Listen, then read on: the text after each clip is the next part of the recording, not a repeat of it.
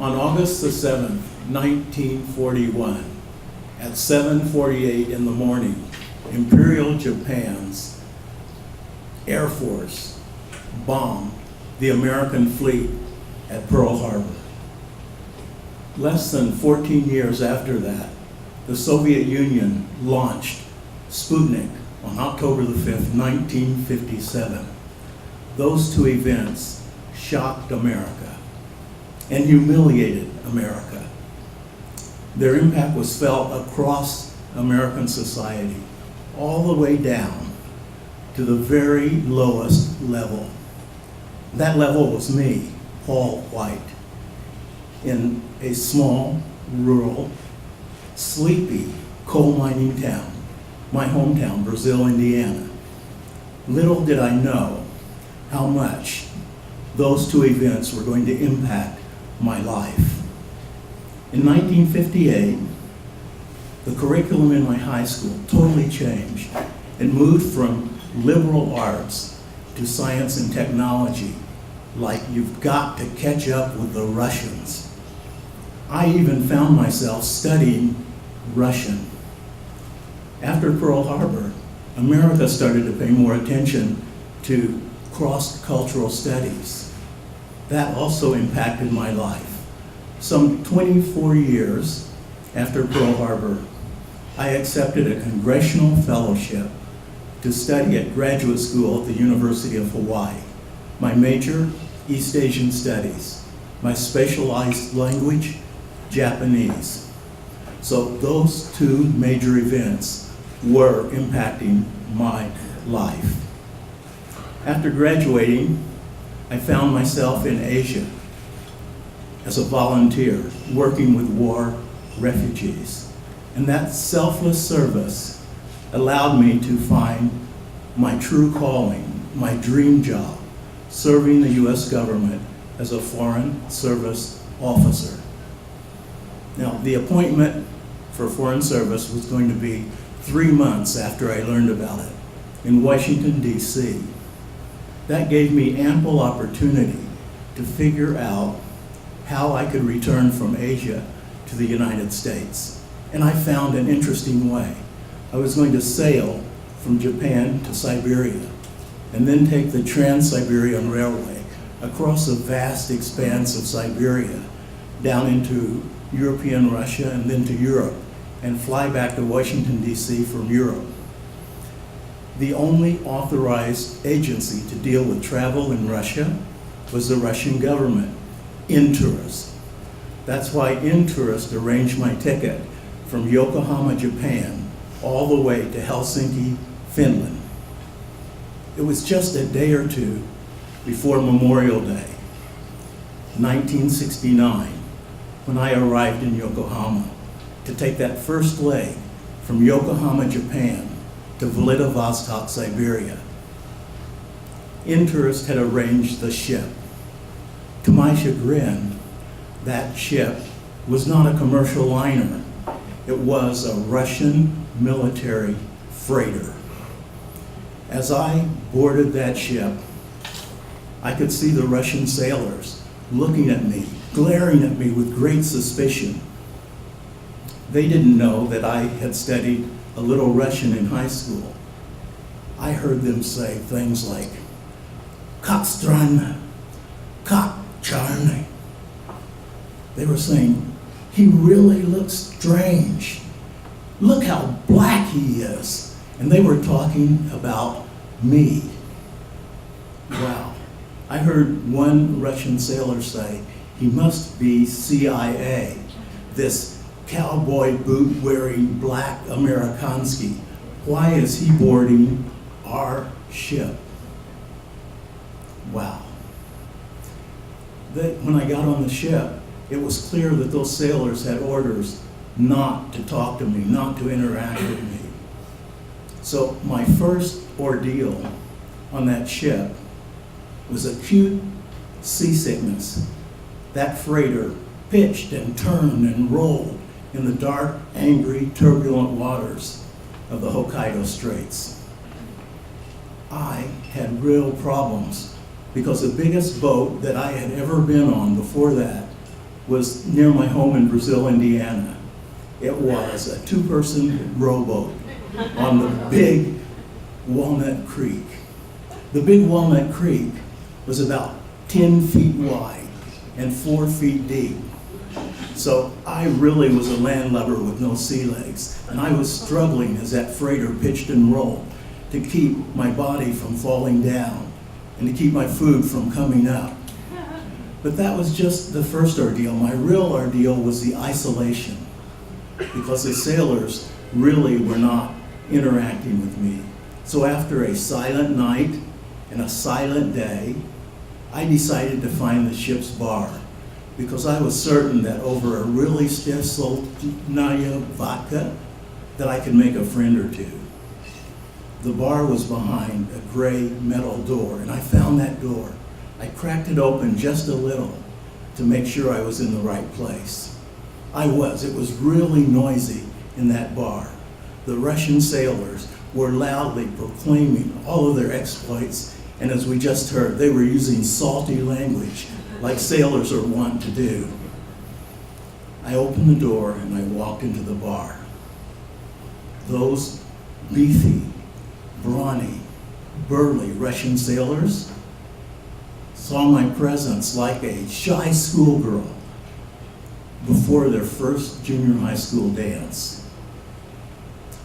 When I walked into the door, there was silence. Why? Because it was 1969, the height of the Cold War.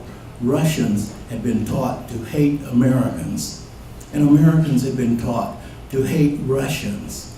So when I walked into that bar, the mood went from euphoria all the way down to sullen, angry silence in a nanosecond. So I sat there in the bar, in the darkness, in the silence. I felt out of place. I was out of place.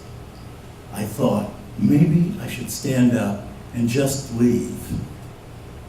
But then my eyes were becoming accustomed to the darkness, and I spied, no, that's the wrong word. I saw in a dark corner of that bar a spinet piano. So I stood up with all of the eyes in the bar watching me, and I walked over to that piano and I started to play. Dun da da dun da da dun da da dun. And then I started to sing. Rasvietali yabloni gruzi, poplili tumani na rekoi, vychodila na bereg Katuzha, na vysaki bereg na krutoi da da dun da da dun. For the first time, I saw value in that high school Russian class. My teacher was an American. He learned Russian in the Air Force. He wasn't very good at conversational Russian, but he was a music teacher. So he taught us in that class how to sing Russian songs in Russian. Now, the piano was so that I could only see a few sailors, but their eyes were as big as saucers as I sang that Russian military song about love and about Russian love of the homeland. Those sailors that I could see started singing with me. And by the end of the second verse, most of the room was singing with me. By the time I finished that song, the entire room was gathered around the piano in full celebratory mode. I played more Russian songs. The sailors sang louder and louder. The vodka flowed freely. As the word got out, more and more sailors came to the bar. And then, all of a sudden, things went silent again. The metal gray door screeched open.